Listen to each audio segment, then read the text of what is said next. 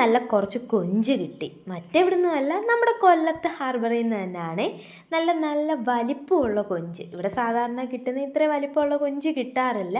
പക്ഷേ ഇപ്രാവശ്യം പോയപ്പോൾ നല്ല വലിപ്പമുള്ള കൊഞ്ച് കിട്ടി. അന്നേരം ആലോചിച്ച് ഇതിനിപ്പോൾ എന്താ ചെയ്യുക, അങ്ങനെ ഇരുന്നപ്പോൾ ആലോചിച്ചേ കുറച്ചെടുത്ത് വറുക്കാമെന്ന്.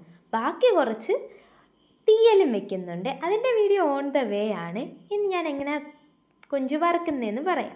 ആദ്യം അതിലേക്ക് നല്ല വൃത്തിയാക്കിയ കൊഞ്ചിലേക്ക് കുറച്ച് ഉപ്പും, അതായത് നമ്മുടെ ആവശ്യത്തിനുള്ള ഉപ്പ്, മുളക് പൊടി, മഞ്ഞൾപ്പൊടി, പിന്നെ ടേസ്റ്റ് കൂട്ടാനായിട്ട് ഗരം മസാല, കുരുമുളക് പൊടി, ഇവയെല്ലാം കൂടി ചേർത്ത് നന്നായി ഒന്ന് മിക്സ് ചെയ്ത് കുറച്ച് നേരം മാറ്റി വയ്ക്കാം.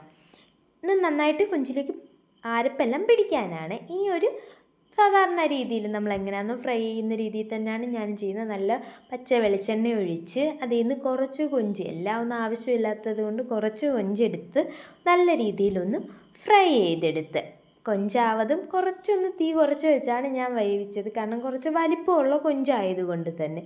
അങ്ങനെ നമ്മുടെ കൊഞ്ച് ഫ്രൈ റെഡി.